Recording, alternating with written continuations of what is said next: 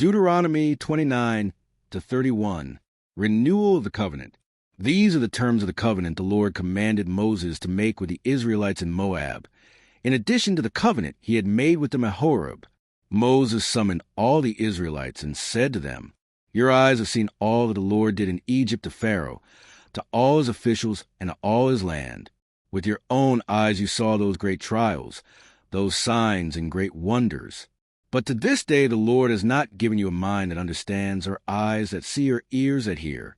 Yet the Lord says, during the 40 years that I led you through the wilderness, your clothes did not wear out, nor did the sandals on your feet. You ate no bread and drank no wine or other fermented drink. I did this so that you might know that I am the Lord your God. When you reached this place, Sihon king of Heshbon and Og king of Bashan came out to fight against us, but we defeated them. We took their land and gave it as an inheritance to the Reubenites, the Gadites, and the half-tribe of Manasseh. Carefully follow the terms of this covenant, so that you may prosper in everything you do. All of you are standing today in the presence of the Lord your God, your leaders and chief men, your elders and officials, and all the other men of Israel, together with your children and your wives, and the foreigners living in your camps who chop your wood and carry your water. You are standing here in order to enter into a covenant with the Lord your God, a covenant the Lord is making with you this day and sealed with an oath, to confirm you this day as his people, that he may be your God as he promised you and as he swore to your fathers, Abraham, Isaac, and Jacob. I am making this covenant with its oath, not only with you who are standing here with us today in the presence of the Lord our God, but also with those who are not here today. You yourselves know how we lived in Egypt and how we passed through the countries on the way here. You saw among them their detestable images and idols of wood and stone, of silver and gold. Make sure there is no man or woman, clan or tribe among you today whose heart turns away from the Lord our God to go and worship the gods of those nations. Make sure there is no root among you that produces such bitter poison.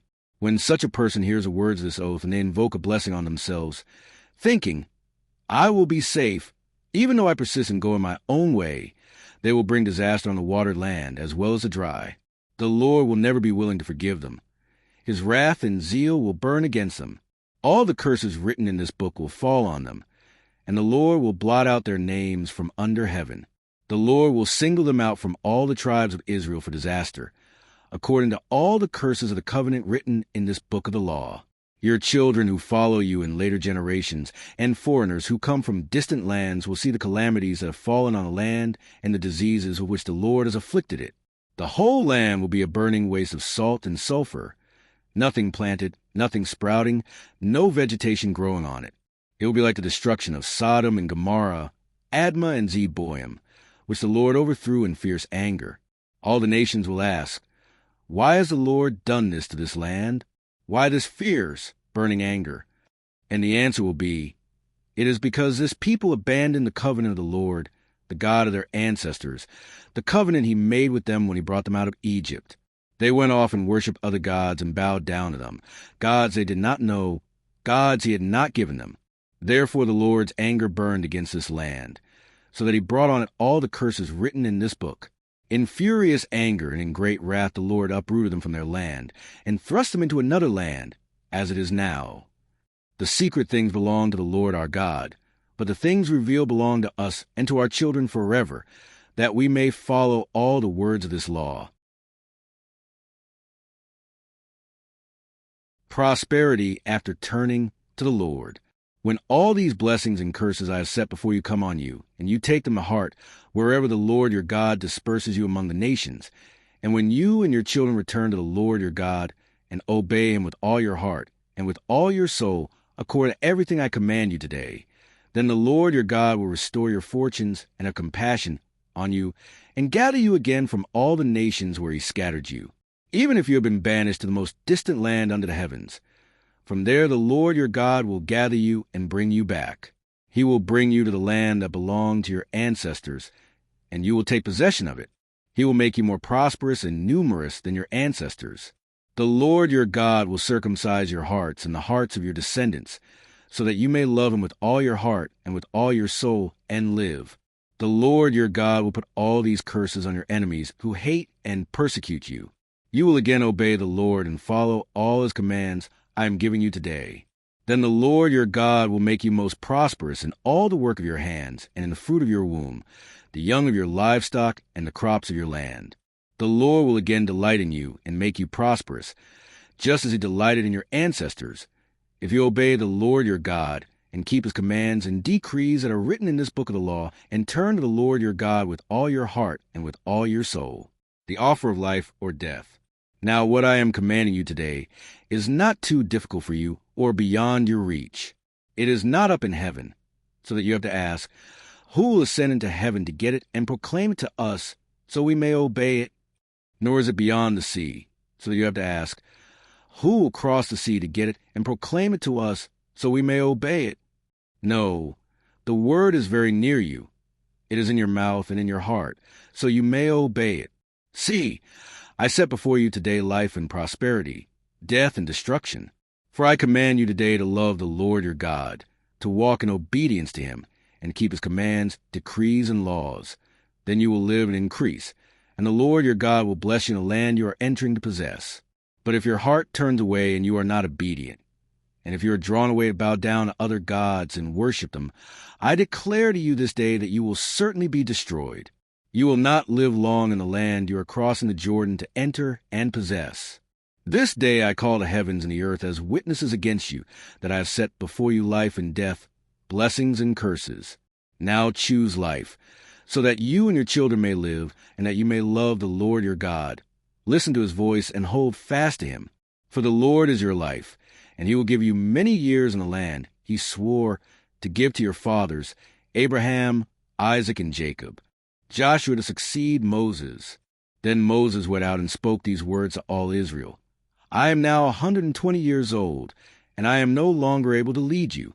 The Lord has said to me, you shall not cross the Jordan. The Lord your God himself will cross over ahead of you. He will destroy these nations before you, and you will take possession of their land.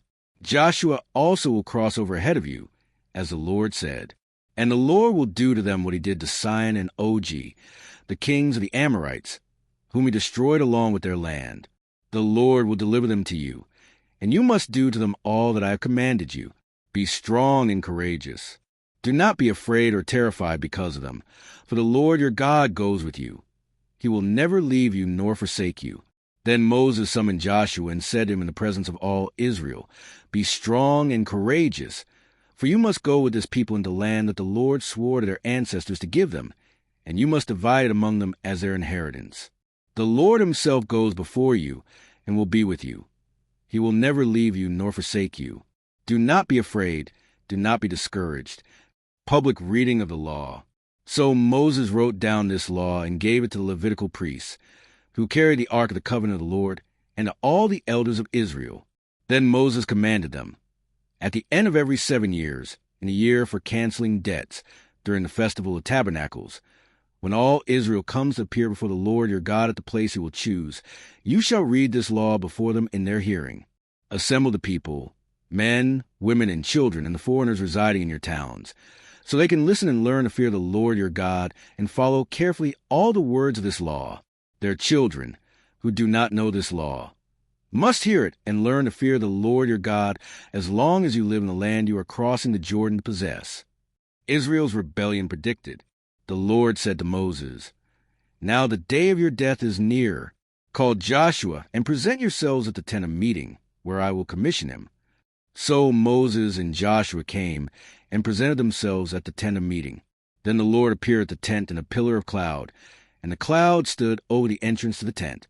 And the Lord said to Moses, You are going to rest with your ancestors, and these people will soon prostitute themselves to the foreign gods of the land they are entering. They will forsake me and break the covenant I made with them. And in that day I will become angry with them and forsake them. I will hide my face from them, and they will be destroyed. Many disasters and calamities will come on them. And in that day they will ask, Have not these disasters come on us, because our God is not with us? And I will certainly hide my face in that day, because of all their wickedness in turning to other gods. Now write down this song and teach it to the Israelites and have them sing it, so that it may be a witness for me against them.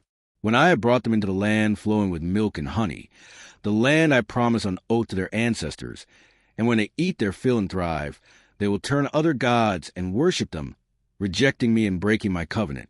And when many disasters and calamities come on them, this song will testify against them, because it will not be forgotten by their descendants. I know what they're disposed to do. Even before I bring them into the land, I promised them on oath. So Moses wrote down this song that day and taught it to the Israelites. The Lord gave this command to Joshua son of Nun.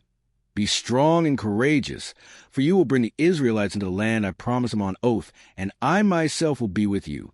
After Moses finished writing in a book the words of this law from beginning to end, he gave this command to the Levites who carried the ark of the covenant of the Lord. Take this book of the law and place it beside the ark of the covenant of the Lord your God. There will remain as a witness against you. For I know how rebellious and stiff-necked you are. If you have been rebellious against the Lord while I am still alive and with you, how much more will you rebel after I die? Assemble before me all the elders of your tribes and all your officials, so that I can speak these words in their hearing and call the heavens and the earth to testify against them. For I know that after my death you are sure to become utterly corrupt and to turn from the way I have commanded you. In days to come, disaster will fall on you, because you will do evil in the sight of the Lord and arouse his anger by what your hands have made. The Song of Moses. And Moses recited the words of this song from beginning to end in the hearing of the whole assembly of Israel.